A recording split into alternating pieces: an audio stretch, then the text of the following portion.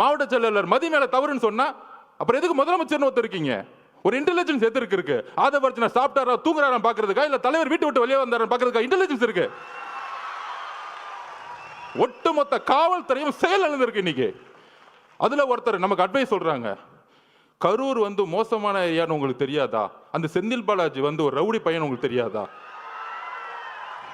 6 மாசம் இருங்கடா. யாரு ரவுடி, யாரு அதிகாரம் பண்பு தெரியும்டா உங்களுக்கு? யாருக்கிட்ட 30 நாள் அண்ணன் அமைதியா இருக்காருன்னு பார்த்துட்டு இருக்கீங்களா?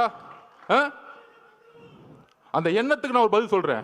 நேத்து கோவை மாவட்டத்தில் நம்மளோட சகோதரி மிகப்பெரிய பாலியல் பலாத்காரத்துக்கு உட்படும் பொழுது தவறு நடந்துச்சுன்னு எல்லாம் போராட்டம் பண்றாங்க. கோயம்புத்தூர்ல போராட்டம் பண்றாங்க.